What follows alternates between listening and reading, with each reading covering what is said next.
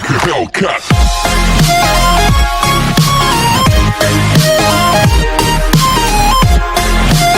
Oh, brother.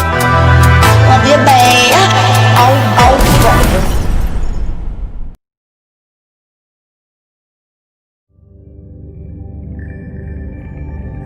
न कोई शीश महल है न कोई ताजमहल है, यादगार मोहब्बत ये प्यार का है मेरा।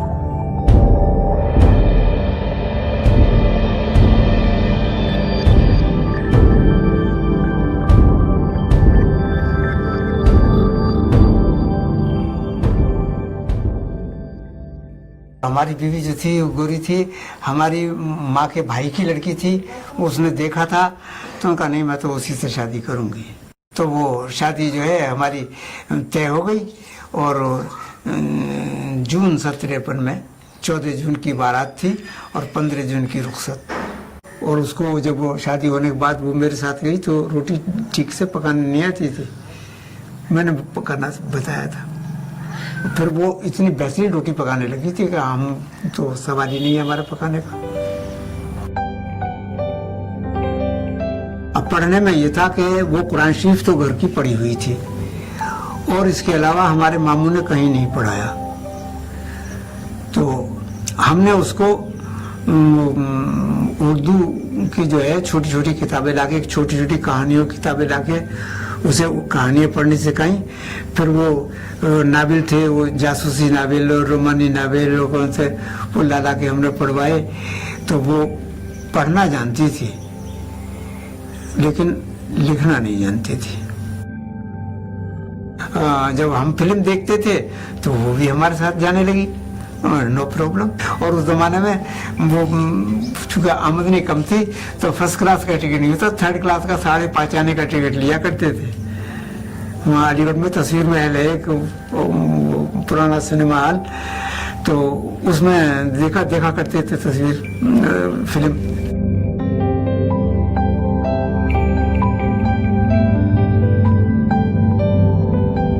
अब ये है कि भाई उनका साथ रहा और साथ हमारा हंसी खुशी कटा। कभी कोई ऐसी बात नहीं हुई जिसमें के नज़ा हो। फिर ये था कि जब वो अच्छी थी और बच्चे हमारे हुए नहीं तो कभी उसको एहसास होता था और वो ये कहती थी कि हमारी न्यास पाता तो क्या कोई हमारा जिक्र भी नहीं करेगा, हमारे मरने के बाद कौन हमारा जिक्र करेगा। तो मैंने ये कहा कि इसी कमरे में थे, मैंने कहा कि इसी खेत में मेरे सामने अगर इंतकाल होगा तो इसी खेत में बीचों बीच में तुझको दफन करके ऐसा मकबरा बनाऊंगा कि बरसों याद रखेंगे लोग। और मैंने आज तक इसमें किसी का एक नई पाई भी नहीं लगाया है। बीवी के मरने के बाद सारे काम मैंने खुद किए। उसका कफन भी लेने के लिए मैं बाजार खुद गया।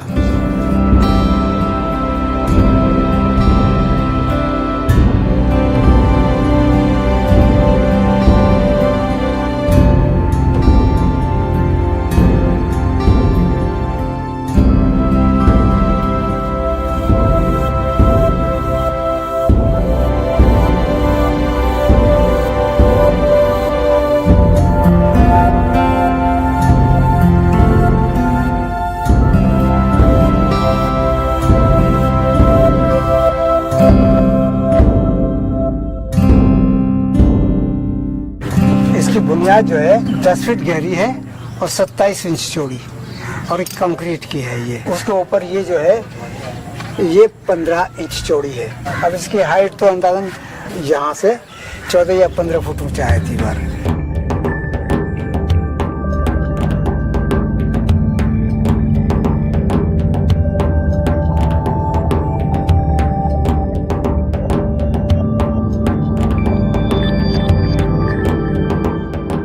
और वो जो कब्र एक बनी हुई है और ढकी हुई है उससे, तो वो तो मेरी बीवी की कब्र है। और बाकी जो खाली जगह है वो मैंने अपने लिए छोड़ रखी है कि अगर मेरा इंतकाल हो तो मुझको यहीं दफन किया जाए। हमारी शादी के बाद हमारी बदकिस्मती की ये कि हमारे कोई औलाद नहीं हुई। मैंने मेडिकल कॉलेज में दिखाया। तो मेडिकल कॉलेज में जो वहाँ थी लेडी डॉक्टर, उन्होंने मुझे बुलाया, तो मुझसे कहा कि इनके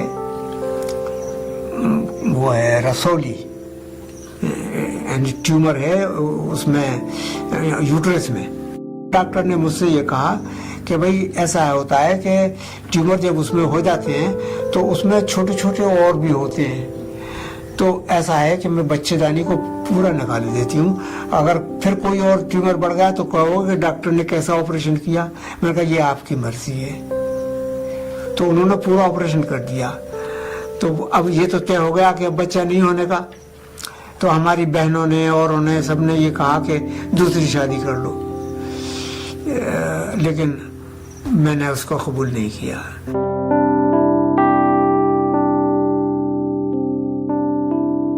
बस एक कसक दिल में रह गई कि मरने से पहले जब उसका दूसरा कैंसर हुआ गले का, उसमें बोलना बंद हो गया। तो वो कुछ कहना चाहती थी मगर हम समझ ना पाए, इशारे उसके समझ ना पाए, जबान से वो कह ना पाई। बस यही कसक है अपने दिल में कि वो क्या कहती थी।